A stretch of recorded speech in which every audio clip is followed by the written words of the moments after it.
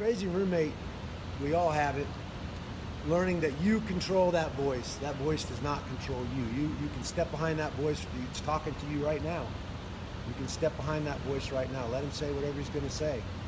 You decide if you want to react or engage in that conversation, that subconscious voice that we all have.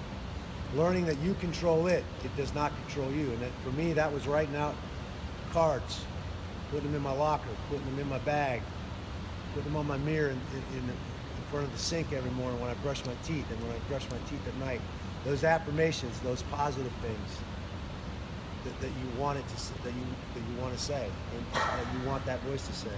And when he goes crazy and starts undermining your confidence and talking about all the things you should have done, and you tell it to stop, and you start reciting those affirmative things. I'm going to move my feet. I've worked hard. My part-term defense is good. All those things in the positive that you wanted to say. And then eventually you don't need the cards anymore. That's just how you wire it to do that. You start to say those things on a regular basis. It becomes part of that voice for you. There's no more of the negative, I should have, I could have, don'ts. Those are coaches. I learned that the hard way coaching at Oregon State. Never speaking in the negative, always the positive. I'm going to do this. This is going to be the key for this match. I have to do this.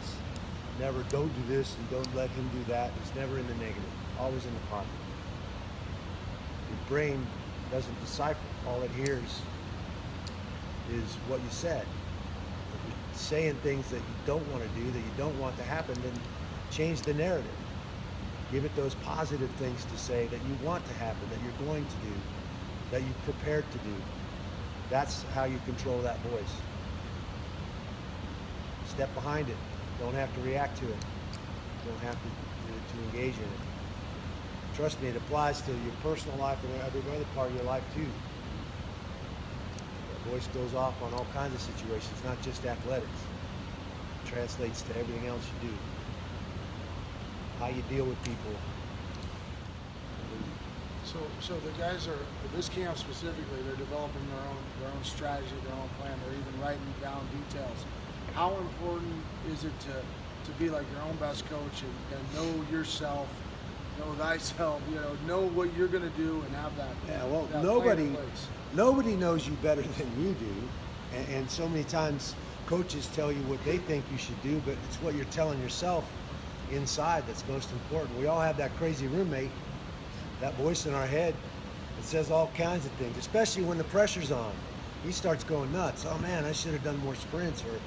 And if you listen to him, he'll be out there in the parking lot doing more sprints, and then wonder why you're flat, why you got no legs on fight night or on tournament day. You got to learn and have confidence. Writing that plan out is very important. It's something I learned from wrestling and did in fighting that not a lot of other guys were doing. Sitting down with the calendar. Here's red letter day. Here's where we go kick ass.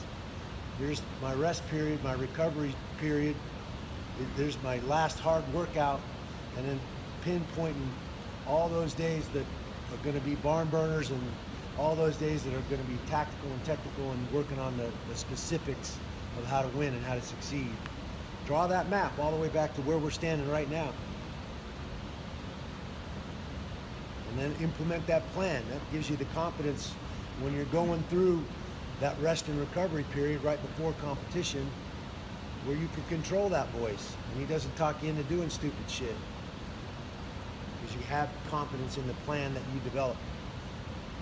You wouldn't go from here to Houston without looking at a map, or at least figuring out a route. How do you expect to get from here to winning a gold medal without drawing a map, without making a plan? You got to do that. It's important. What did your fight strategies look like? I mean, you know your skills, you know your opponent's skills, and staying disciplined in those strategies. Like Pedro Hizzle fight, you knew he was going to kick you in the leg. You didn't know your leg was going to be black for 2 months. Yeah, well, but you know, sticking with some strategy. lessons you learn the hard way. No one to that point had kicked me, so I expected to be able, if he tried to kick me, to be able to take him down every single time he picked his foot up. He was a little better at it than I gave him credit for. So I that got fight, kicked you about made some 14 adjustments times. in the But, fight? you start game planning. That's the beauty of this day and age. We talked about the downside of being able to film everything, but we got film on most of these guys you're going to compete against. So you have an idea where their strengths and weaknesses are. An idea where they score, where they've been scored on, and I can start to fashion and develop a game plan. If I know, at some point in the bracket I'm going to run into this guy that is supposed to be the best guy in the tough match, then I can sharpen the particular tools I need to put him in a bad situation and put me in the best place to win that match. He likes to gut wrench to one side. I better be ready. He scored on 3 guys with that gut wrench to that side, or that lift. He's got a reverse lift. I better sharpen up my reverse lift defense, because I don't want this guy throwing me on my head and get scoring those points that I got to then come back from that deficit. Being attentive and developing a plan. Going into a fight with a guy like Tito Ortiz, it's gonna be about wrestling. And 9 times out of 10, I will out wrestle his ass every single time. Let's make it a wrestling match.